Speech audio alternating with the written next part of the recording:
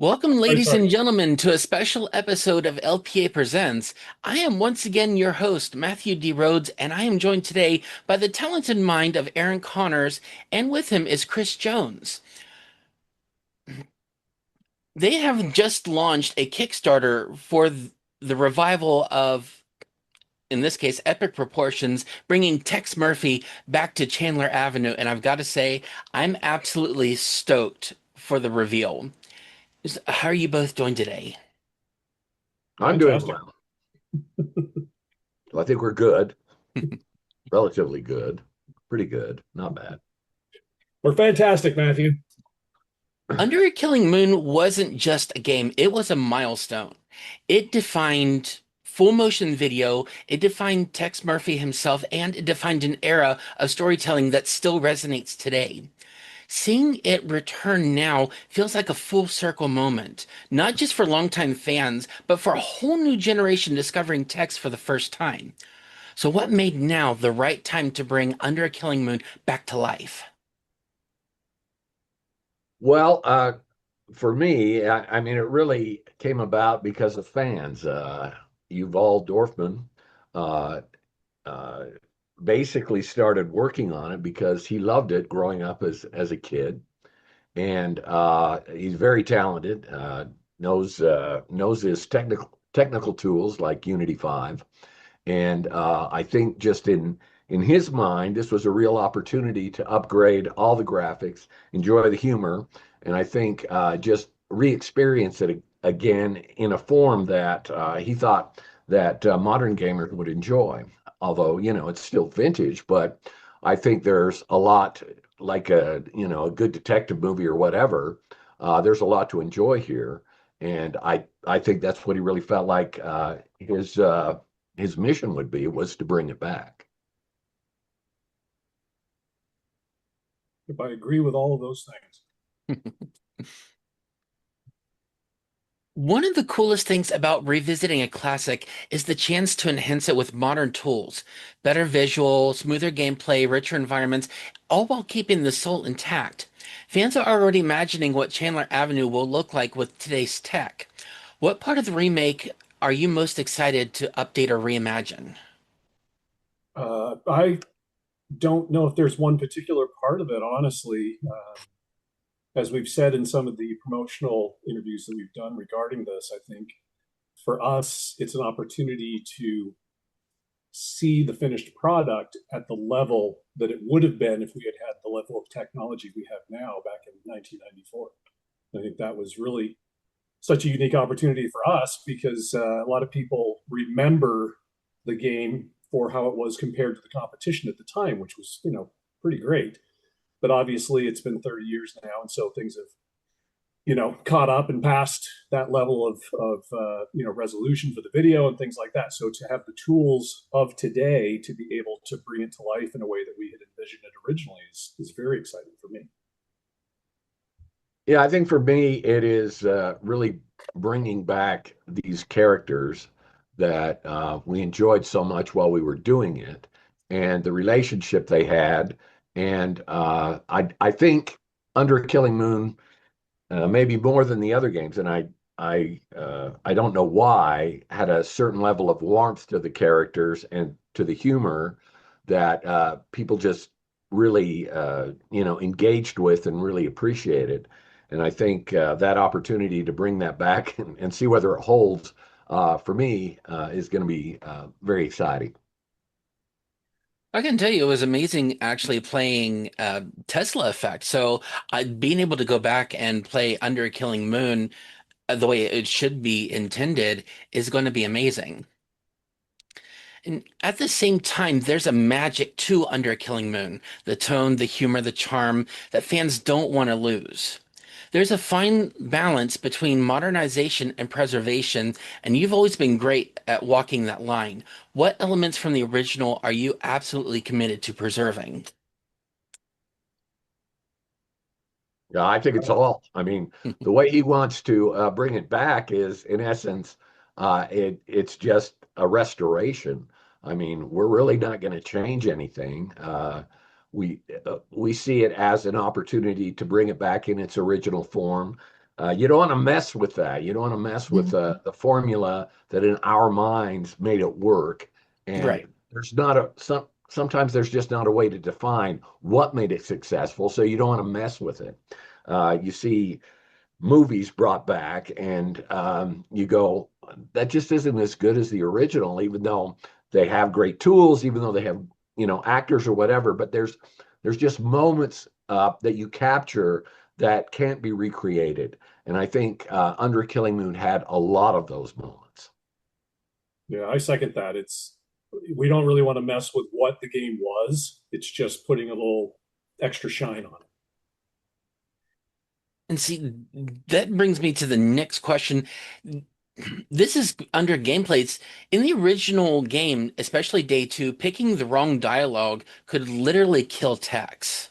Tesla Effect modernized that with choices that shape tone and relationships without punishing the player. Do you plan on approaching the dialogue in the remake to keep Tex's personality while avoiding the old school fail states? Nope. Nope. No, that again, when you got to Pandora, which I think was, in terms of sophistication, was a huge leap. And that's really where the storytelling, in terms of the multiple paths, really matured and became something special.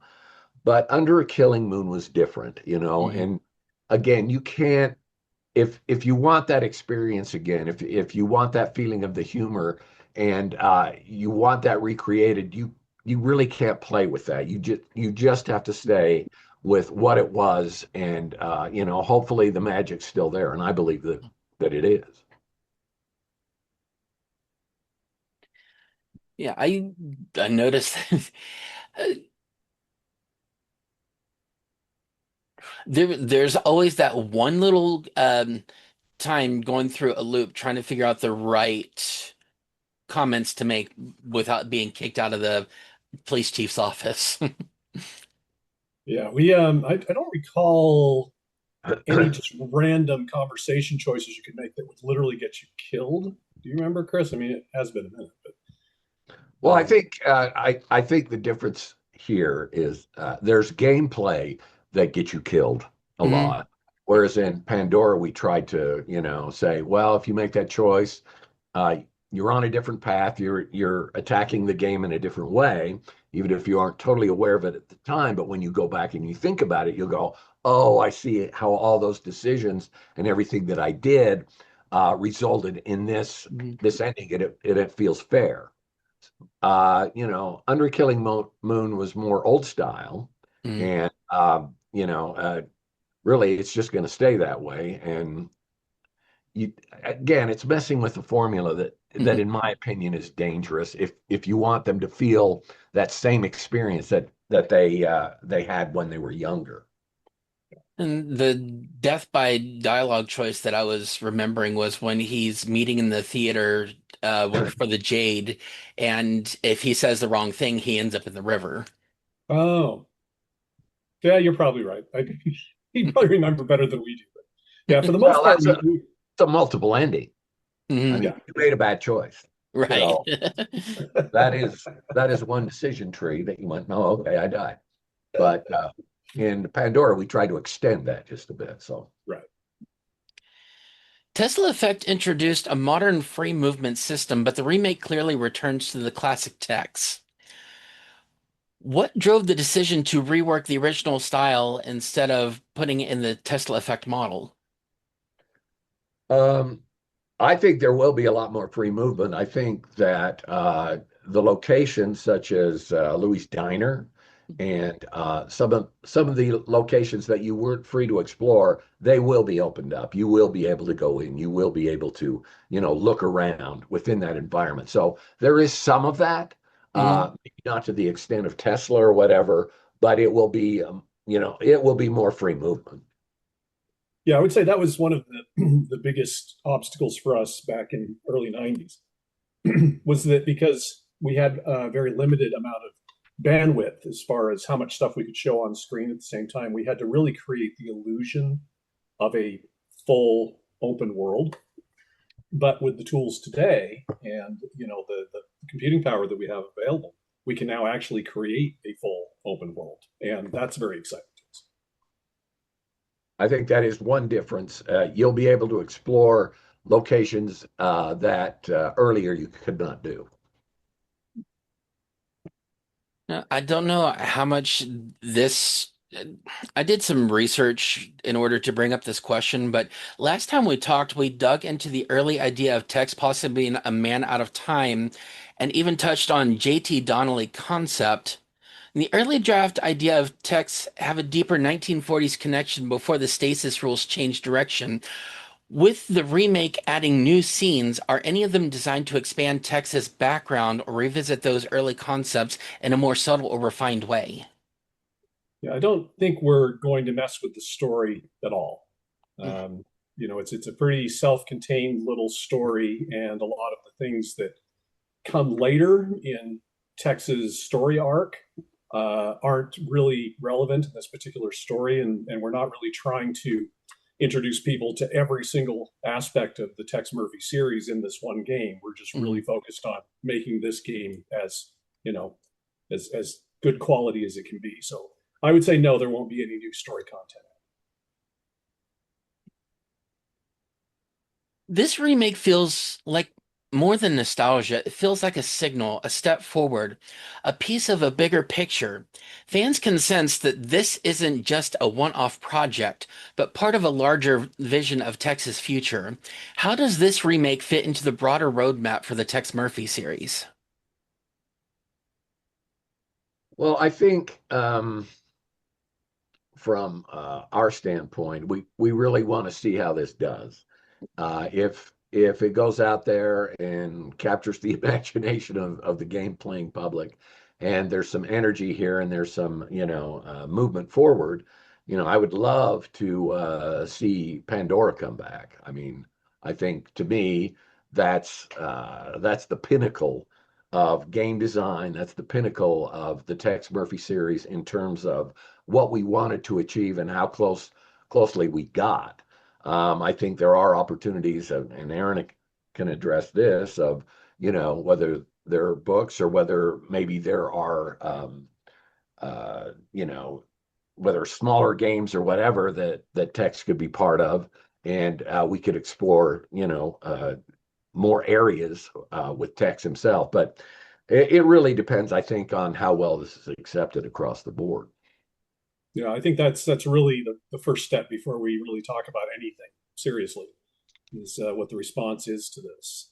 You've alls really been the driver of this from the very beginning, and we're really happy to support him however we can. But it's really been his initiative that has made this happen, and it's a lot for one guy to really take on. So after the next few years when he's done, he's already mentioned that he would be interested in looking at possibly doing the same process with Pandora, but we'll just wait and see what happens. And obviously, if it does well, we'll throw in as much support as we can to make it happen. Now, Aaron, you've mentioned before that the last text game was in development, and that alone has sparked endless speculation. With the remake now in motion, fans are wondering how these pieces connect and what that means for Tex's final chapter. Are there any hints you can share about the upcoming Last Text game and how it ties into everything happening now? Well, that's a big if. I mean, there is no current plan to make a final game in the series, even though I think I can speak for Chris in this, that we would both love it if it could happen. As far as how we get from where we are today to having that become a reality, that's a question we'd have to look at. But yeah, as of right now, we don't have a plan to make a game, at least in the format that we've done in the past. But it's something that we would both be interested in doing if the circumstances were right. I wouldn't mind seeing a Tex Murphy movie personally. Well, What do you think, it's Tex? it's on the docket. I've heard that for 30 years, so I'm pretty excited about it. Just got some mail from Sagiri on Sunday, so I think we're close. I think Oh we're my gosh. Well, and my phone takes amazing videos, and I don't even think we need to have cameras anymore. So yeah. I think as long as you're okay lowering your standards, Matthew, I bet we could probably put something together for you. We could, whip that out maybe this afternoon. Let's see what we Well, can yeah, do. and you've seen the videos we've done for the Kickstarter. I mean, those are good quality stuff. So. Yeah, top of the line.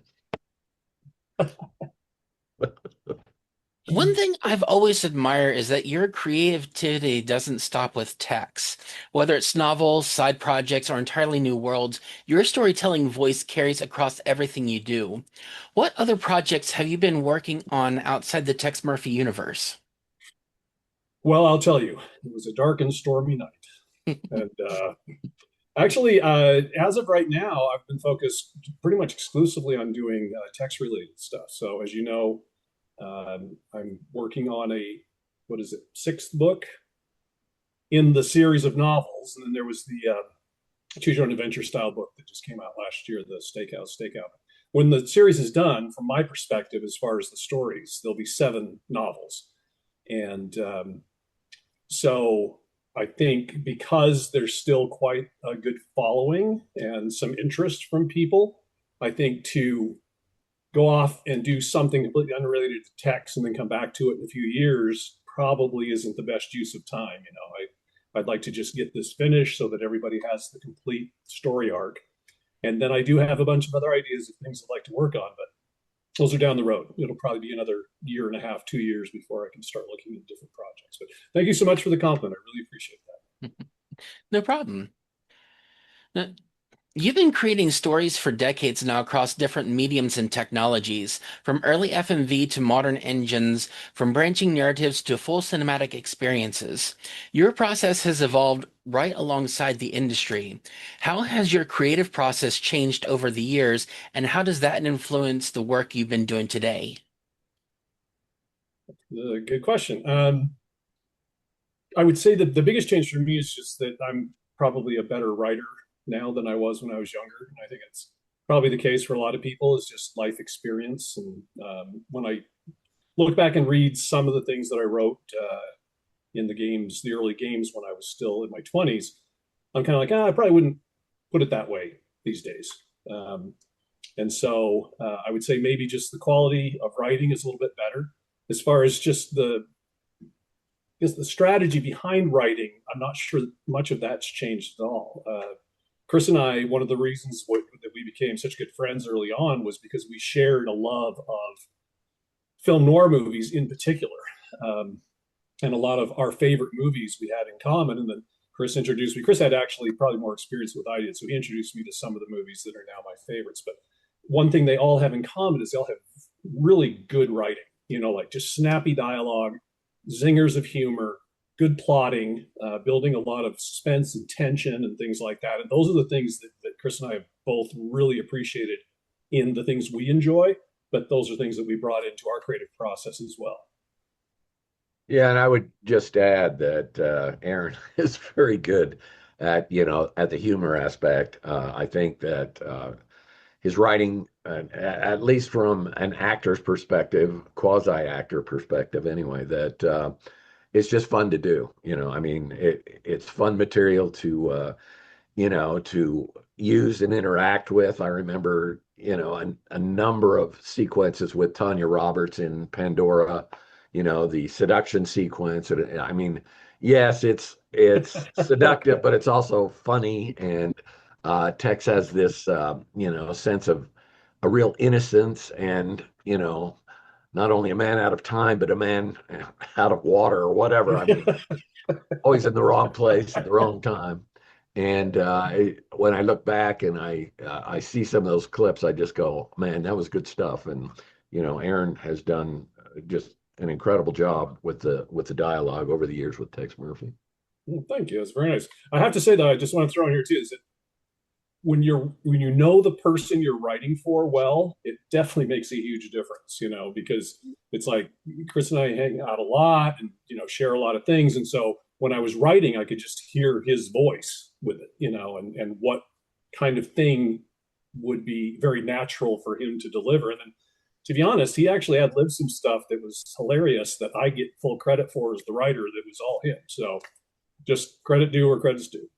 Well, you both deserve credit because Writing a joke is one thing, but being able to act it is a completely other, and you two together make the perfect pair. Well, thank you.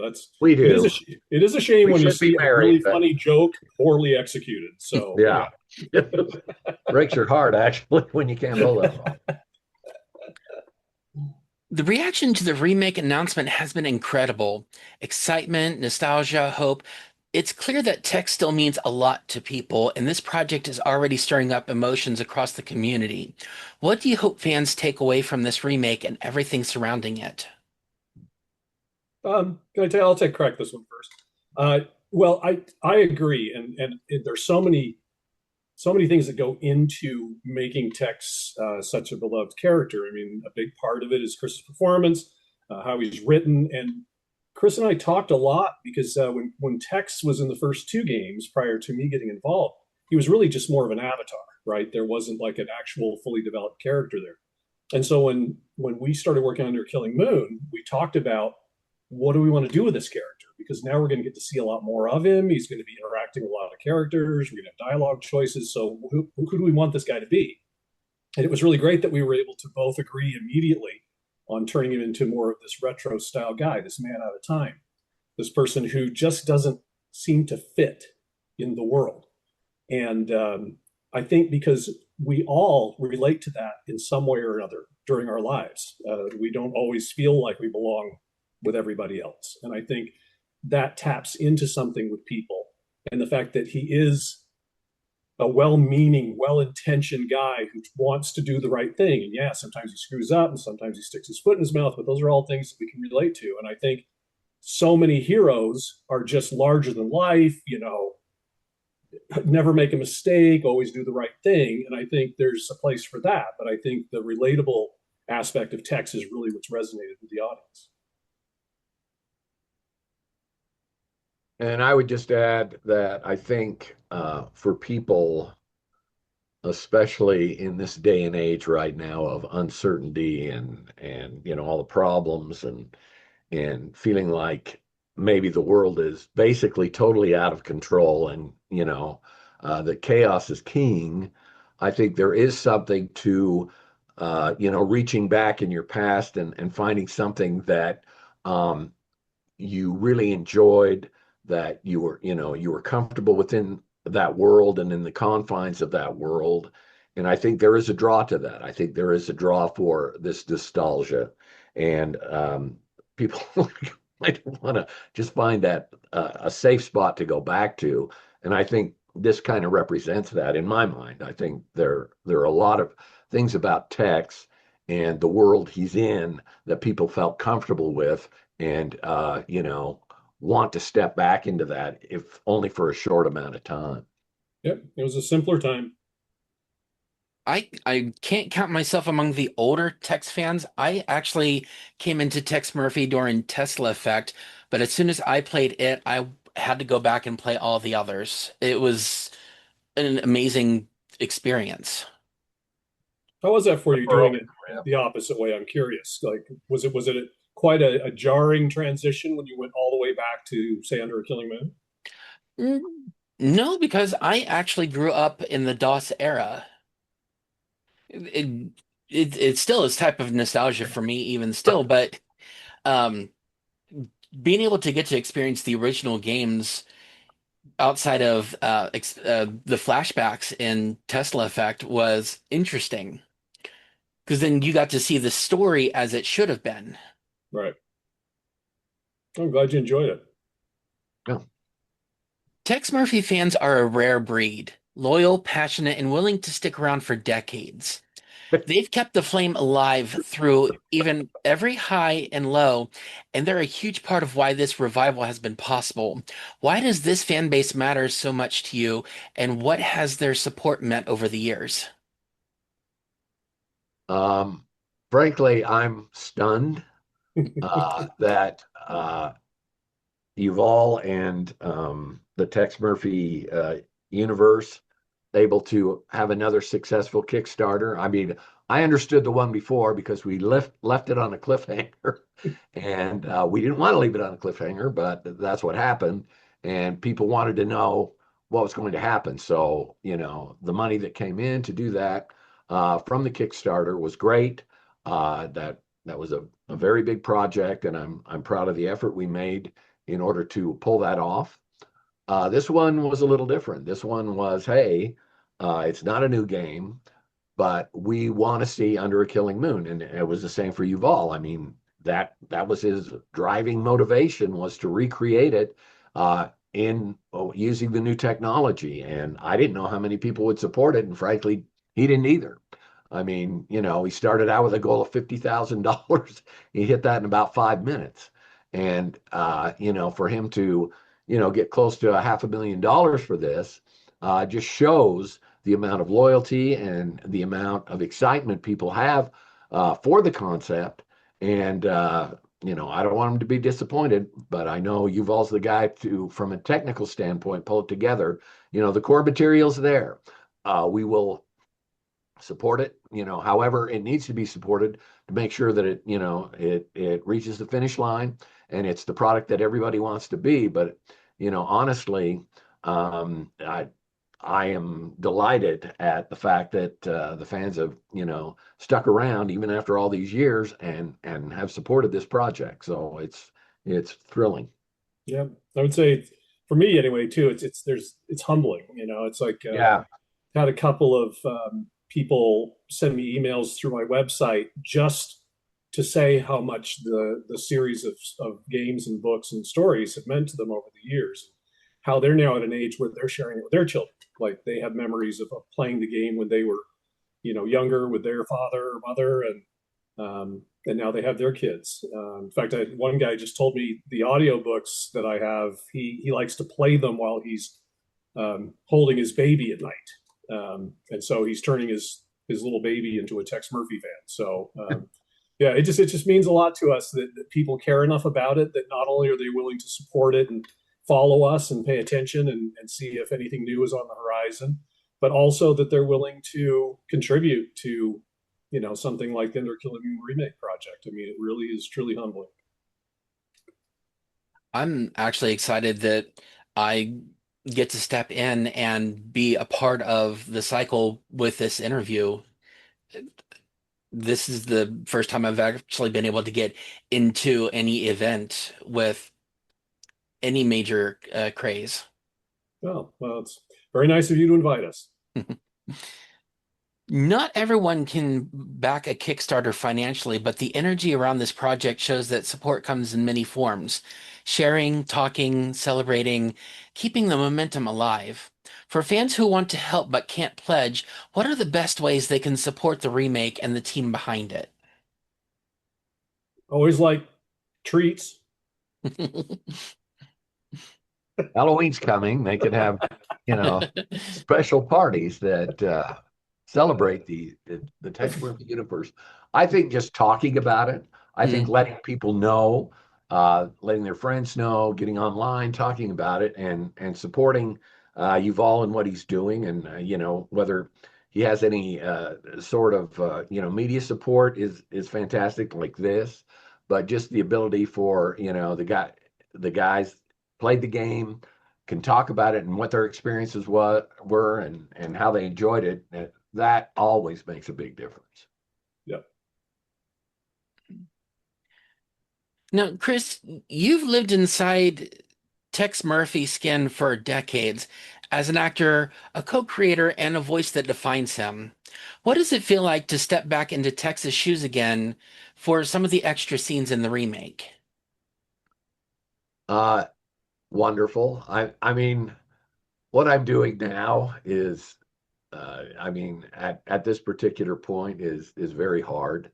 The work that I'm doing right now, and pushing this company and trying to achieve the goals there. But I have such a warm spot for Tex that when he announced that he was going to do this, I mean, to me it was just so exciting to say, hey, I don't have to think about this job all the time. I can think about what this past experience that we had that was just so much fun and really kind of the core of my career. Working on it and achieving, the what we set out to do from an artistic standpoint. And, just the experience of, because I grew up loving game and not loving games, but movies and making movies. I mean, even if they were at, the college level or whatever, that's just what we did. I mean, that's what we did during our summers. And so this basically is an outgrowth of that, but at the core, that's what I love to do.